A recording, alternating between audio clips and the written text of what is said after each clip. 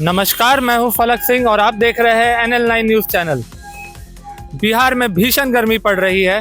मौसम विभाग ने येलो अलर्ट तक जारी कर दिया है और इसी गर्मी के दौरान राजनीति का तापमान भी बिहार में तेजी से अपने चरम पे पहुंचता हुआ आ रहा है।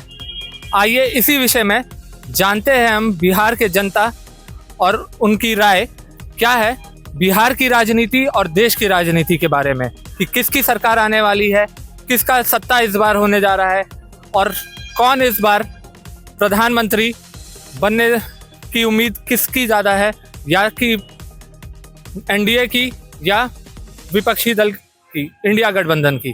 भैया आपका नाम? वो नाम है विद्यासागर।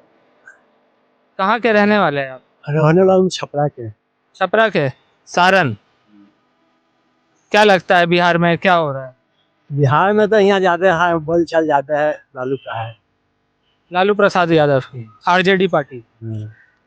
आपको ऐसा क्यों लग रहा है? ऐसा क्यों लग रहा है? कुछ भी रहा तो नौकरी तकरी दिया, फिर ओकरा बाद बोल रहा है नौकरी के बारे में, बोल रहा है विषय में।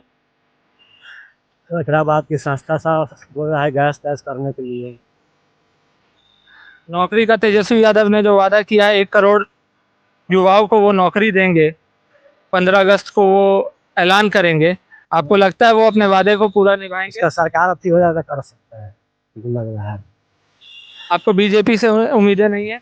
नहीं, उनको तो खाली कहता है कि आपकी वक्त बताएंगे, आपकी समय आगे तक हो जाएगा, आपकी वजह हो जाएगा। लालू परिवार की 2 लड़कियां मीसा भारती और रोहिणी आचार्य इस बार लोकसभा चुनाव के लिए खड़ी है। मीसा भारती के बारे में क्या कहें?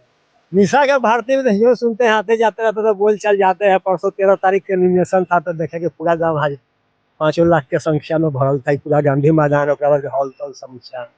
बीजेपी सरकार में आम जनता को किस तरीके के तकलीफों से गुजरना पड़ा है? गरीबी ज्यादा है, पुल तूल अल बल मंदिर तंदिर के काम ज्यादा हो रहा है कि गरीबी ज्यादा, महंगाई ज्यादा, नौकरी तोकरी के विषय में नहीं है, खाली पुल अतरा के मंदिर तंदिर के ज्यादा। एक और भाई साहब है, आपका नाम? जय हुआ। कहाँ के रहने वाले सर? राघोपुर गिर का, यहाँ से तेजस्वी यादव आते हैं। जहाँ से तेजस्वी यादव आते हैं, विधायक है वहाँ के भी। क्या लगता है RJD के बारे में क्या कहना है?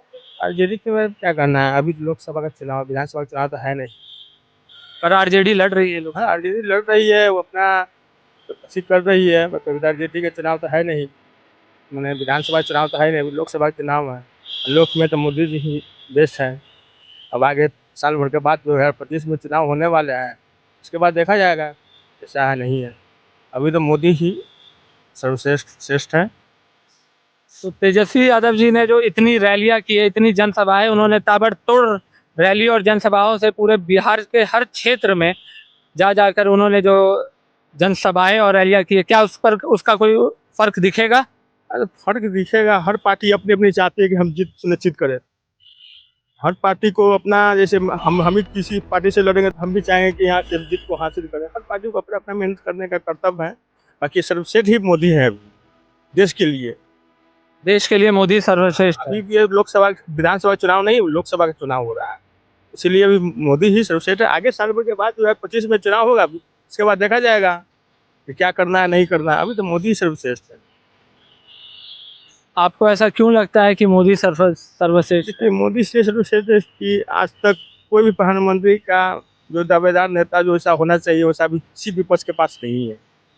तो बीजेपी के पास मोदी जैसा चेहरा जो है प्रधानमंत्री का, इसलिए विकल्प मोदी ही है। तो ममता जी नहीं है?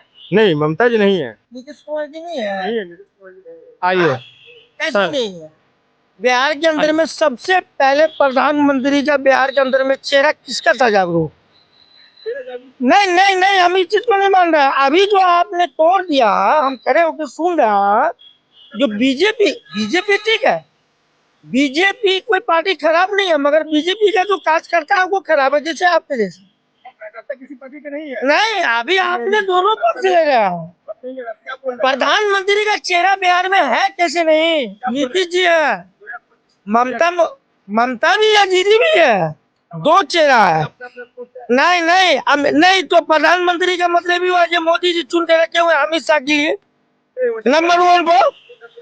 अब 2024 में तो 1 मिनट, 2024 में तो जो है 175 साल पूरा रहा है। मोदी जी का 75 साल जाने की तैयारी तो कर रहे हैं झोला घर बिहारी पार। कानून उन्हीं का बनाया हुआ है। कानून उसी का बनाया हुआ है जो जिसका 75 साल उम्र हो जाएगा वो प्रधानमंत्री नहीं रहेगा। अडवाणी जी को हटाए, ऐसे बड़े से बड़े जो भी नेता थे उसको हटा दिए, जोशी जी को हटा दिए, तो आगे महीना 10 तारीख को उनको भी 75 साल पूरा रहा है। झोला बनवा दे लड़का बस। चेहरा तो ममता जी है या नीतीश जी है। तो आपका कहना है कि नरेंद्र मोदी प्रधानमंत्री नहीं बनने चाहिए? नहीं, जो बनना था वो बन गया। आप तो गए हो। ऐसा क्यों लग रहा है आपको? ऐसा आपने मुझसे वो एब्सेंट किया है। क्या एब्सेंट किया उन्होंने? एब्सेंट ये किया जो जो 75 साल हो जाएगा वो प्रधानमंत्री नहीं बनेगा। कानून उन्हीं का बना हुआ भैया। तो 75 साल अगले महीने 10 तारीख को पूरा वो चुन ले। और वो चुना अमित शाह को। अमित शाह के बाद चुना है वो बुलडोजर को। योगी मगर आदित्यनाथ। चलने वाला ही है, चलने वाला नहीं है। ऐसा कोई अच्छा चेहरा तो चुन के लावे, मोदी जी चुन के रखे जो प्रधानमंत्री का कुर्सी संभाले, देश को संभाले। तो आपको कौन लगता है कौन हो सकता है प्रधानमंत्री का अगला दावेदार? होना किसे चाहिए? अगला दावेदार तो ऐसे बिहार के अंदर में आपको नीतीश जी है। आप नीतीश कुमार को पलटू प्रधानमंत्री? जी पहले वही था, 5 साल पहले चेहरा तो जागरूक उन्हीं का था। 5 साल पहले 2021 में तो चेहरा उसी का था जो भाई प्रधानमंत्री का चेहरा नीतीश जी है। मगर ये पलट के जो है सो ये अपनी चाल को खराब कर लिए। मगर अभी जो चेहरा है वो ममता जी है। आप ये कह रहे हैं कि प्रधानमंत्री के रूप में आप ममता बनर्जी को देख रहे हैं? दीदी हम देख नहीं रहा, पूरे देश का रहा, हम क्यों कहें, पूरे समाज चाह रहा। बीजेपी पार्टी है, बड़ी पार्टी है, इससे बड़ी पार्टी तो कोई है नहीं। तभी तो बेस्ट मोदी रहेगा ना। बड़ी पार्टी है कैसे नहीं? कोई नहीं बड़ी पार्टी। कांग्रेस है आपको? बड़ी पार्टी नहीं है, बड़ी पार्टी है। कांग्रेस नहीं है। बीजेपी आया कहाँ से? बाप को बाप नहीं कहिएगा तो क्या पोता कहिएगा? एक मिनट, अंग्रेज आरएसएस बनाया, उसके बाद कांग्रेस बनाया, समझे? कांग्रेस बहुत बाद में आया है। नहीं, कांग्रेस बहुत बाद में आया है। नहीं क्या है? नहीं बोला आरएसएस बनाया है। बीजेपी आरएसएस का नेता बनाया है। बीजेपी नहीं बोस को दिया था, समझे ना? आपको पता है आरएसएस अंग्रेज बनाया, उसमें स्वामी विवेकानंद और सुभाष चंद्र बोस को दिया था। अंग्रेज बाद में कांग्रेस बना के दिया है। आरएसएस बहुत पहले है। कांग्रेस तो आजादी के पहले। मोदी जी आ रहे हैं 400 पार। 400 पार। क्या आपको ये नहीं लगता कि 400 पार अब कुछ हवा की कहे जाने वाली बातें होगी? नहीं, हवा नहीं है, हवा नहीं है, होगा 400 पार होगा, भरोसा है आपको? दम पूर्ण बहुमत से फिर से बीजेपी आ रही है? आ रही है। कितनों का सरकार बीजेपी की बनेगी, सरकार बनेगी, मगर वो अकेले दम पे नहीं बनेगी। साला नाक कटवा लेंगे। पर आपका जो कहना था कि ममता बनर्जी, चेहरा उन्हीं का, ममता जी का चेहरा था और नीतीश कुमार का भी चेहरा आपका था। मगर इनके बारे में पूरा तो नहीं कहा जा सकता। जहां तक मेरी विचार है, जो प्रधानमंत्री का अगर दावेदार होगा तो वो ममता जी ही होंगे। ये लोकतंत्र है, यहाँ लोगों का अपना चुनाव करने का अधिकार है। प्रधानमंत्री अभी रहते हुए प्रेजेंट में किसी को प्रधानमंत्री कैसे चुन सकता है? कैसे चुन सकता? सीधी बात है, लोग जनता ने चुनेगा प्रधानमंत्री को। आप किसको देख रहे हैं प्रधानमंत्री के रूप? अभी फिलहाल जो है उसी को देख रहे हैं। आप यदि क्वेश्चन करना चाहेंगे कि भविष्य में आप किसको अच्छा देखना चाहेंगे, भविष्य में आप किसको अच्छा देखते? तो अब ये बात हुई क्वेश्चन लाए। हाँ बताइए, किसे देखना चाहते हैं भविष्य में आप? जो हमारे एजुकेशन विभाग को अच्छा रखे, जो हमारा मतलब स्वास्थ्य विभाग को अच्छा रखे, जो हमारे बिहार की व्यवस्था को आप देखे हैं 27% और ओबीसी को ले गया केंद्र में। बिहार में क्या किया है मोदी जी? कुछ किया है? कुछ तो किया नहीं। खास करके एजुकेशन फील्ड को चौपट कर दिया है। हम देखे हैं कि फिनलैंड जैसे देश में 0% है एजुकेशन पर टैक्स और यहाँ पर 18%। क्या कहेंगे? रोजगार पे क्या कहिएगा? रोजगार, जब शिक्षा नहीं तो रोजगार कहाँ से मिलेगा? महंगाई पर गजब, कहने लायक कोई शब्द नहीं बचा है।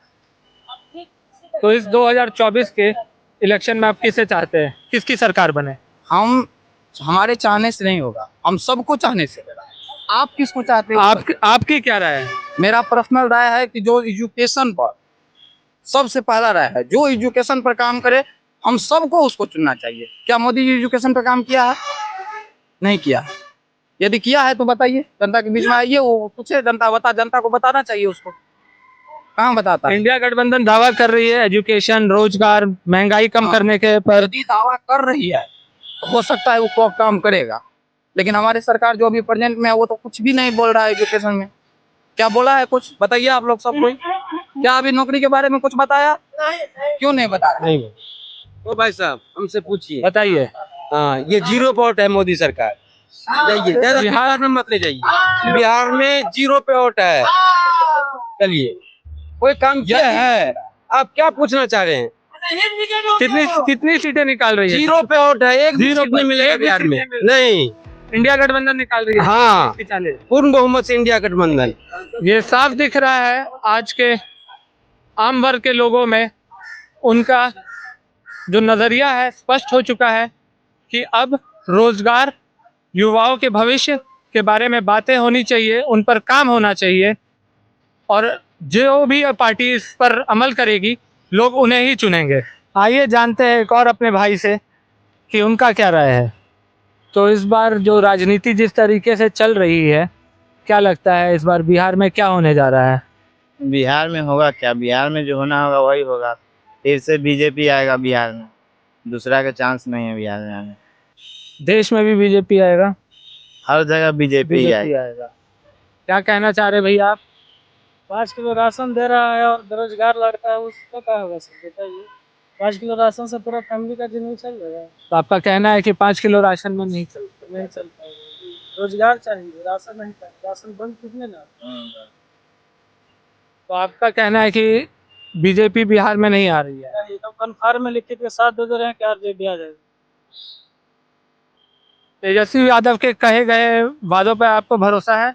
भरोसा है ना। देखिए 17 महीना में तेल लड़का, मतलब पुराना जितना भी लड़कन थे यहाँ पटना में, बूढ़ा भी निकल गए टीचर में। बताइए।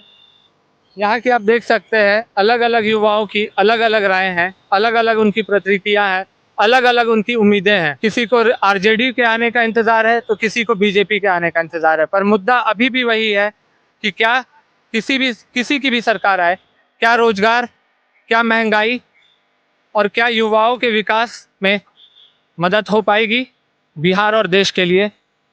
धन्यवाद।